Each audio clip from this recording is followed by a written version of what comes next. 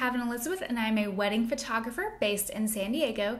And today's video topic is going to be all about how you can screen vendors that you find on Instagram to make sure that they're the real deal, that they're going to be really great to work with. So I know sometimes it can be scary if it's not coming from a personal referral. You don't know how much you can trust them. So I'm going to give you guys a couple of tips and things to look out for when you are searching for vendors on Instagram. Now, if you are new here, please be sure to subscribe. This is a channel where I do put out wedding planning tips videos every single week. I usually post 2 to 3 times a week, so you guys can catch a lot of videos here, but let's go ahead and jump right in. So when it comes to Instagram, there are so many vendors using local hashtags, which is a way that you can find vendors easily and kind of check out their work really quickly. Now, one thing I will say is that when you are searching through Instagram, a great way to figure out who is really drawing your eye in is kind of click on the photos that catch your eye within the hashtag search. And if you start noticing that you are clicking on photos that all seem to belong to the same person or the same couple of people,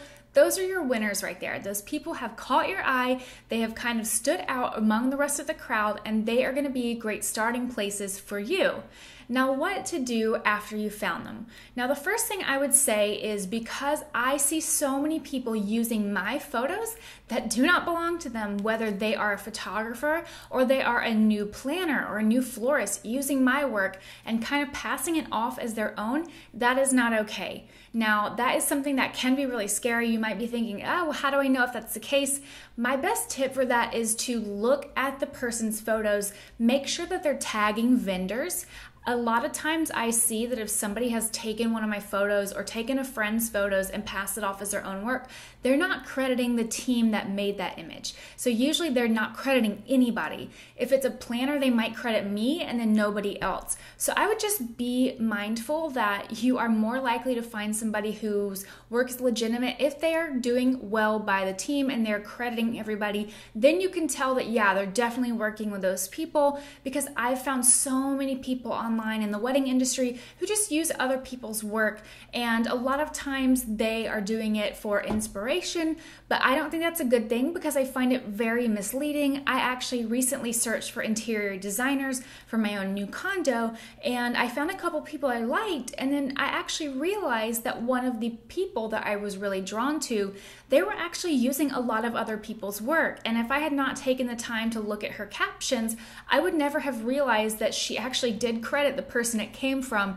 So she was mixing her own work in with a lot of other people's work, and the other people's work is what I liked. And so we did not end up hiring her, because you need to be only showing your work on these sorts of places. And so that's something to just be mindful of, is that you should do a little bit of vetting, make sure it looks like they're crediting people, which is kind of a decent way of telling that that is their work.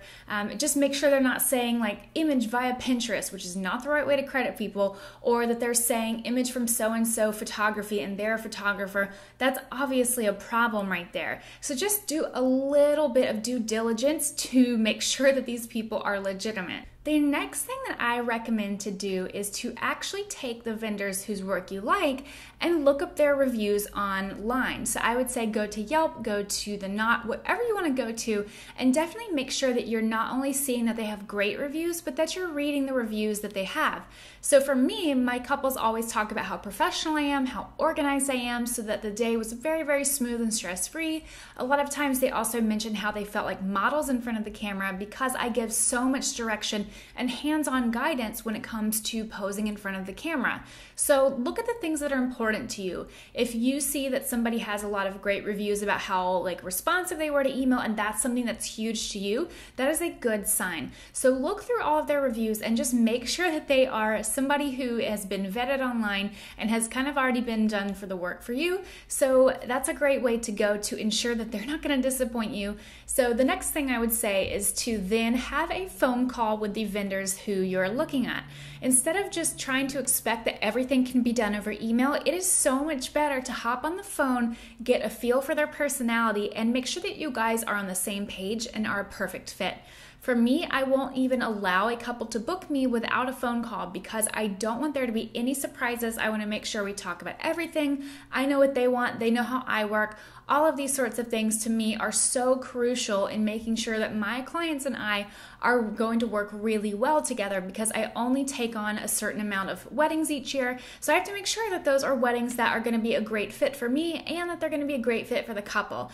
So don't be scared of the phone. Don't try to do everything over email unless you have to. Just know that a phone call is so much more efficient and you can get a feel for their personality, how they talk about certain things, how passionate they are, what they're going to be like. You might find that you don't like their personality, or you might find that you fell in love with somebody just because of how they interacted with you. So don't be afraid of the phone. Make sure that you guys are doing your due diligence beforehand and putting in effort into this process to make sure that you find yourself the perfect vendor. If you guys found this video helpful, please be sure to leave a like, and I'll see you guys next time. Bye!